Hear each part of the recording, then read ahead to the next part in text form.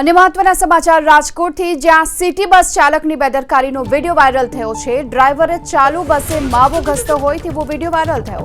સૌથી મોટો સવાલ એ થઈ રહ્યો છે, જો અકસ્માત સર્જાયો હોત તો આખરે જવાબદાર કોણ હોત?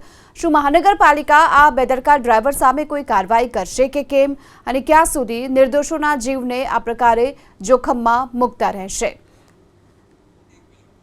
તો રાજકોટની સિટી બસનો આ વિડીયો વાયરલ થયો છે, જ્યાં ડ્રાઈવર ચાલુ બસે માવો ઘસતો હોય એ પ્રકારનો વિડીયો સામે આવ્યો છે। અને સૌથી મોટો સવાલ એ છે, જો અકસ્માતની ઘટના બની તો જવાબદાર કોણ રહેશે?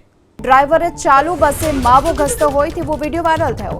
સૌથી મોટો સવાલ એ થઈ રહ્યો છે, જો અકસ્માત સર્જાયો હોત તો આખરે જવાબદાર કોણ હોત?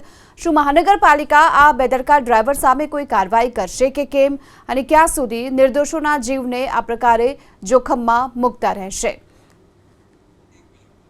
તો રાજકોટની સિટી બસનો આ વિડીયો વાયરલ થયો છે, જ્યાં ડ્રાઈવર ચાલુ બસે માવો ઘસતો હોય એ પ્રકારનો વિડીયો સામે આવ્યો છે। અને સૌથી મોટો સવાલ એ છે, જો અકસ્માતની ઘટના બની તો જવાબદાર કોણ રહેશે?